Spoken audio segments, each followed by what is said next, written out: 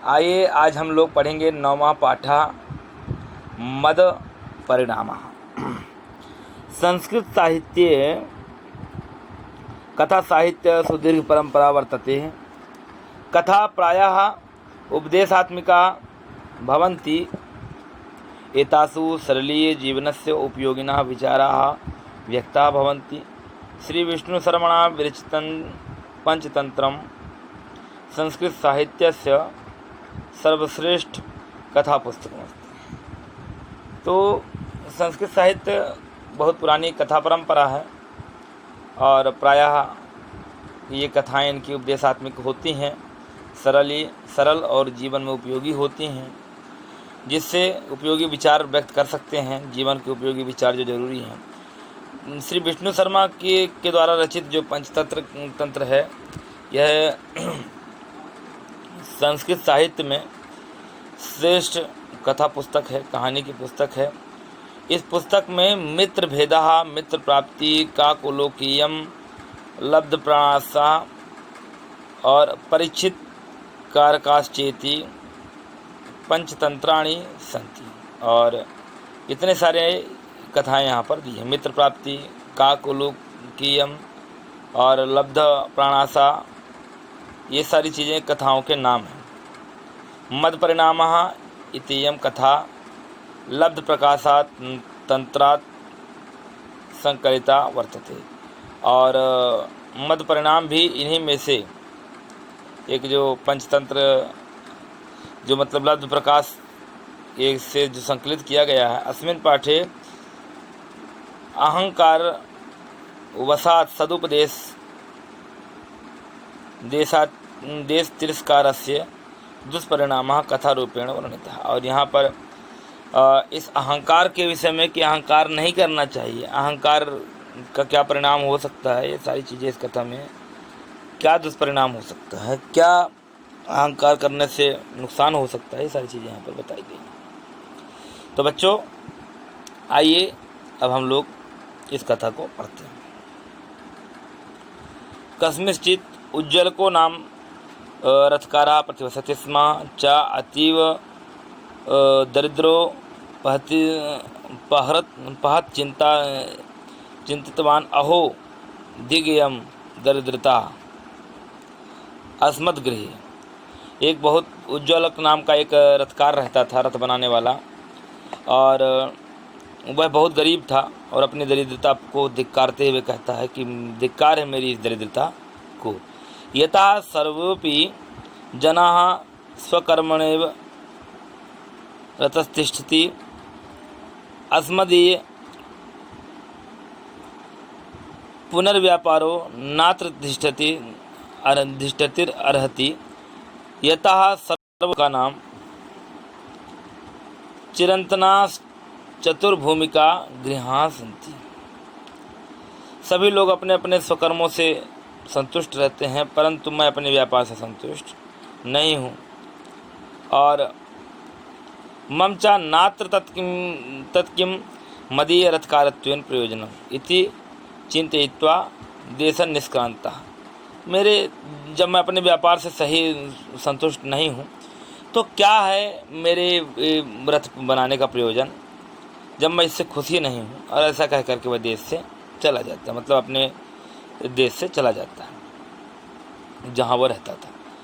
यावत् किंचिद वनम गच्छति तावत् गह्वारण्य गहन मध्ये सूर्यास्तवेलायां सयूथम भ्रष्टम प्रसव वेदनयाः पीड्यमाना उष्ट्रीम पश्यत।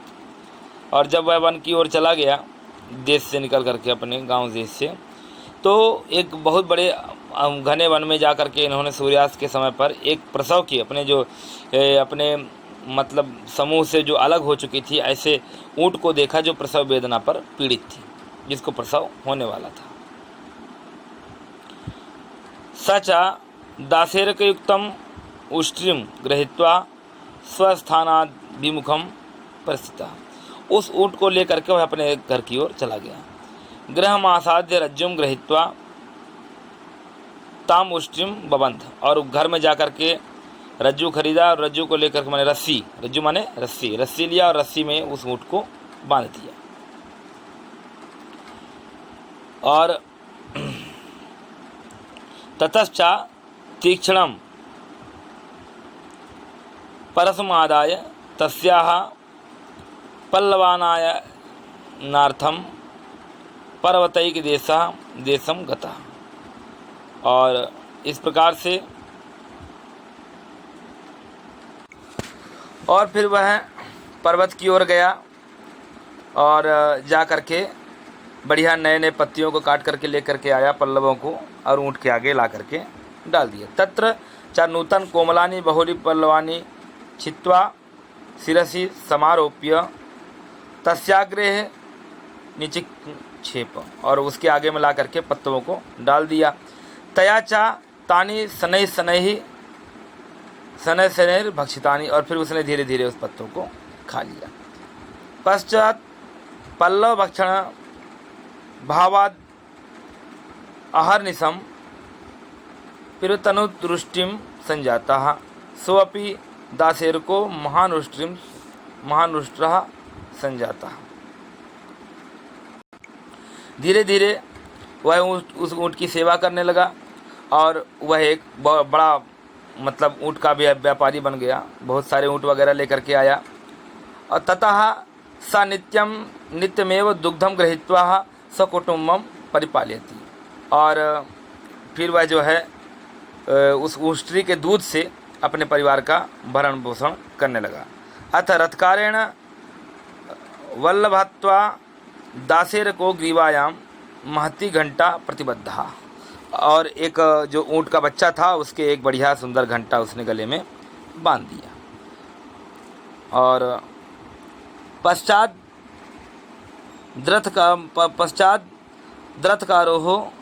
रथकाराः व्यश्चिंता यत अहो किमन्य दुष्कृत कर्म भी यावन ममई तस्मात् देवोष्ट्र परिपालनात् कुटुंबस्य भव्यम संजाता।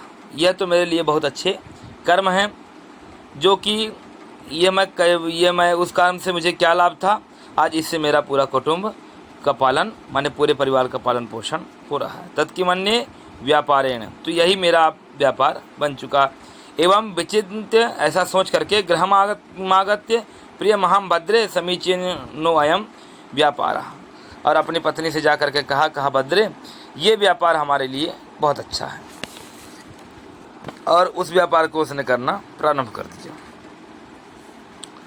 तब सम्मति ही चेत कुतोपि धनै कत्किंचिद द्रव्यमादाय मया गुर्जर देशे गंतव्यम कालम ग्रहणाय।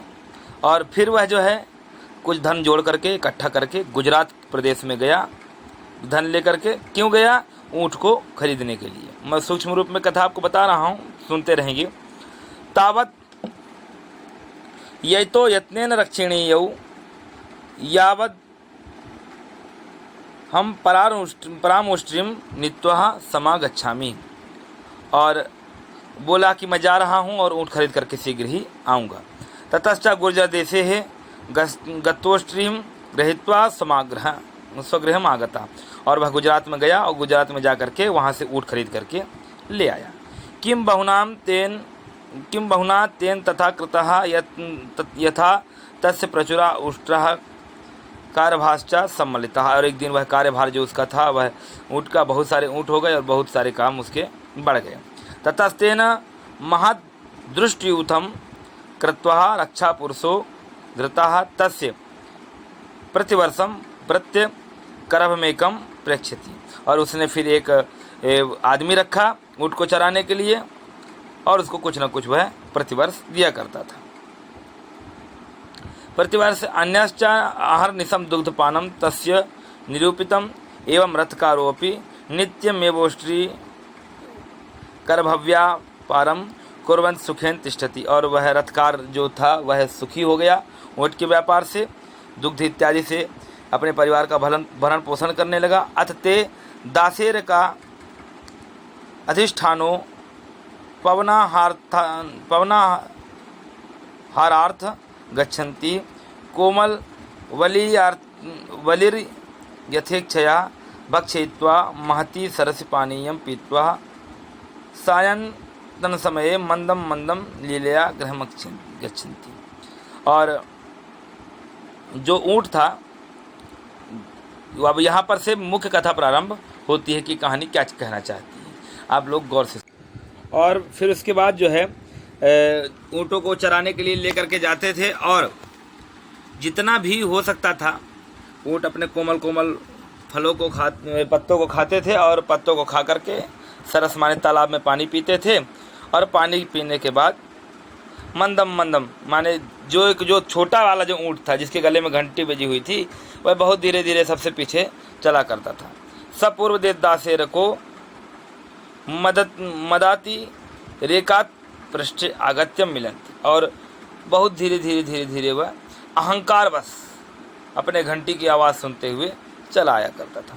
ततस्तैः काल भैरविहितम अहो मंदमती दासेर को यथा यूथात् भ्रष्टा पृष्ठे स्थित्वा घंटां वादयन्ना गच्छति। यदि कस्यापि दुष्टस्य मुखे पतिष्यति तन्नूनं मृत्युं वाप्स्यति। और उसके साथी लोग जो ऊँट थे, उन्होंने लोगों ने सभी लोगों ने से बताया कि अरे मंदमती दुष्ट बुद्धि, तू क्यों पथभ्रष्ट हो रहा है, अपने समाज से अलग क्यों चलता है। ये जो घंटे की आवाज़ है ना, ये किसी दिन तुझे ले बैठेगी। यदि कश्याप दुष्ट किसी दिन किसी दुष्ट के मुख में आ गया तो तुझे ये मार देगा। अथ तस्य तद्वनं गहमानस्य कश्चित् सिंहो घंटां वाकर्ण्य समायातः। और उसी गहन वन में कोई सिंह यदि अगर तेरे घंटे की आवाज़ को सुन लिया तो तदाम या यदा अवलोकयति तावदुष्टिम दासेरकाणाम यूथम गच्छति। तो उसने बताया कि भाई कोई सिंह आ गया, कोई जानवर आ गया तो तुझे एक दिन खत्म कर देगा। एकस्तु पुनः पृष्ठे क्रीडा कुर्वल लरीरण्य तिष्ठति ही तावदन्ये दासेरको पानीयम पीत्वा स्वगृहम गता। और सभी लोग ऊँट जो है, एक दिन की बात है कि वह पीछे पीछे चला आ रहा था, सभी ऊँट पानी पी करके और अपने घर की ओर चले गए, लेकिन वह पीछे पीछे अहंकारवश चला आ रहा था। सोपी वना निष्क्रम्य यावद दिशोम अवलोकयति तावन किंचित मार्गम पश्यति वेत्ति च। यूथात् भ्रष्टो मंदम मंदम बृहत् शब्दम कुर्वन्त्य विकीर्ण दद्दूरम गच्छति ही तावत् शब्दानुसारी सिंहोपि क्रमं कृत्वा निभृतोग्रे व्यथितः। और एक दिन ऐसा ही हुआ, एक दिन वह आराम से धीरे धीरे मंद मंद चला आ रहा था, घंटी की स्वर को बजाते हुए। एक दिन रास्ते में एक सिंह मिला और सिंह ने इसे अलग देख लिया, समूह से संगठन से अलग देख लिया। तो एक दिन इसे पकड़ करके सिंह ने मार दिया। ततो यावद उष्टम समीपमागतः तावत् सिंहो, जैसे ही ऊँट जो है उसके समीप गया तो तावत् शब्दानुसारी सिंहो क्रमं कृत्वा प्रवृत्तिग्रे व्यथितः। और फिर सिंह ने जो है उसके गले को पकड़ लिया। ततो यावत् दुष्टम समीपम तावत् सिंहेन लंबयित्वा ग्रीवायाम गृहीत्वा, गले को पकड़ करके मारिताश्च, मार दिया। तो सताम वचनाम दृष्ट मदेन न करोति यः स विनाशम वाप्नोति घंटोष्ट्र इव सत्वरम। जो अच्छे व्यक्ति, जो सज्जन व्यक्ति, जो लोग बोलते हैं, उनकी बात को जो नहीं स्वीकारते हैं, जो लोग नहीं मानते हैं, सा विनाश्यति, उसका विनाश हो जाता है। किस तरह? घंटे बंधे हुए ऊँट की तरह। जैसे घंटे बंधे हुए ऊँट का विनाश हो गया ना, उसी प्रकार उसका भी विनाश हो जाता है। तो कहने का तात्पर्य यह कहानी आपको यह समझाना चाहती थी। एक ऊँट था, एक बार मैं बहुत शॉर्ट में बता देता हूँ। एक उष्टी ने प्रसव किया, वह बच्चा बड़ा सुंदर था। उस रथकार ने उसे जंगल में वह मिल गए, तो उसने प्रेम बस घंटी बांध दिया और फिर वह ऊँट का ही व्यापार करना प्रारंभ कर दिया। और जब ऊँट का व्यापार करना प्रारंभ कर दिया तो और बहुत सारे ऊँट लेकर के आया। समूह में वह ऊँट नहीं रहता था, उसे अहंकार था, अपनी सुंदरता का अभिमान था, अभिमान बस पीछे पीछे चला करता था। एक दिन सिंह ने उसे मार दिया। इसलिए अहंकार न करें, सबके साथ मिल कर के चलें, तभी जीवन संभव है। यह कहानी यह सारांश देती है कि सबके साथ मिल के चलने में ही भलाई है, अहंकार करने में भलाई नहीं है। इसलिए कभी भी व्यक्ति को अहंकार नहीं करना चाहिए। यदि अगर व्यक्ति अहंकार करता है तो क्या होता है, बोला गया ना, सताम वचनाम दृष्टो मदेन न करोति। जो वचन को सुनकर के भी अहंकार नहीं त्यागता वह पतित हो जाता है। किसकी तरह, विनाशाम्यति मापनोति घंटोष्ट इव सत्वरम, घंटे बंधे हुए ऊँट के समान उसका विनाश हो जाता है। तो इस प्रकार से आज का यह पाठ पूरा हुआ बच्चों। आगे हम लोग पुनः पढ़ेंगे और आप सभी लोग इनका प्रश्न उत्तर करेंगे। जो भी एक्सरसाइज वगैरह होंगी आप लोग पढ़ेंगे और जो ना बनेगा वो मुझसे आप लोग अवश्य पूछेंगे। आज के लिए इतना ही बच्चों, धन्यवाद।